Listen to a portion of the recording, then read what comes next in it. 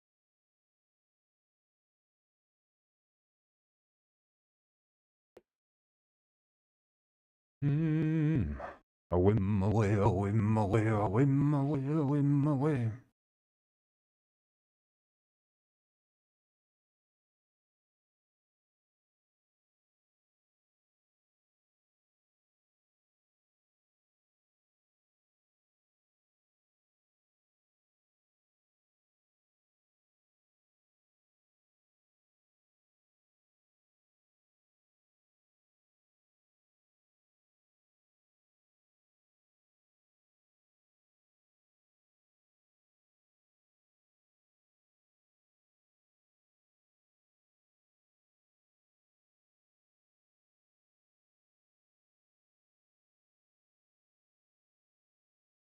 Okay.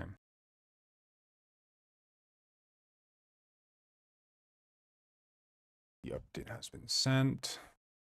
Play. I'm gonna host, I guess, locally here.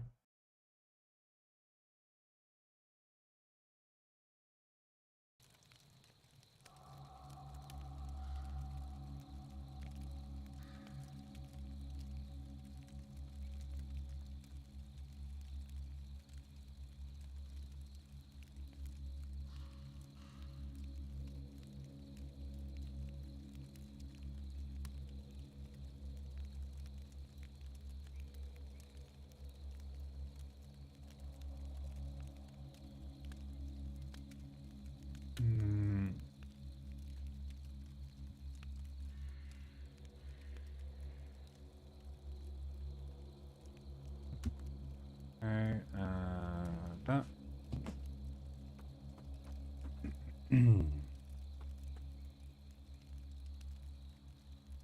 Join.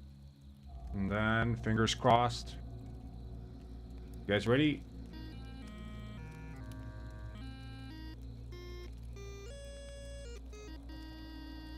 It works.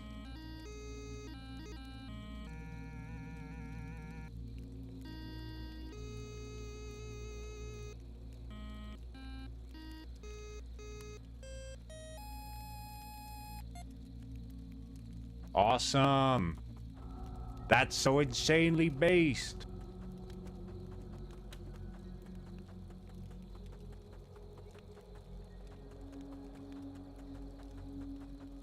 Yippee!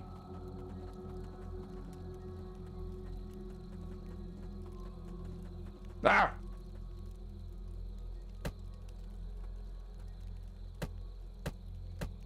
Die, you spider! Die, you cur! It's over for you! I've fought mud crabs more fearsome than you! What?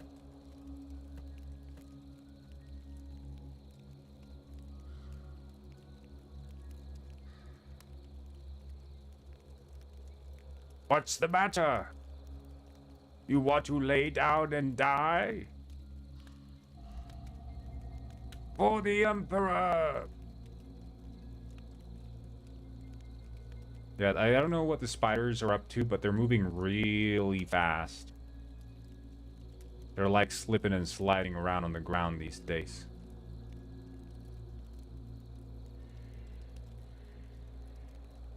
They just move very much faster in multiplayer, I guess. Anyway, thank you all for tuning in to today's stream. We got the harmonica working. Very based.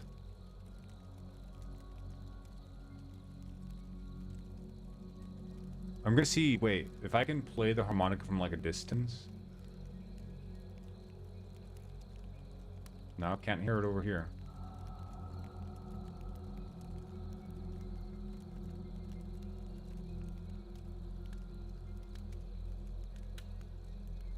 Can't hear it there either.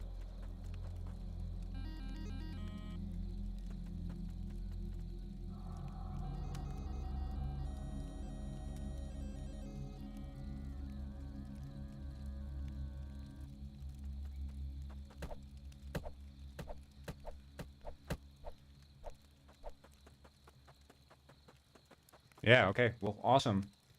Yeah, have a great rest of your day, guys. I'll see you all tomorrow in the next stream. Have a great rest of your day. Bye-bye, and see you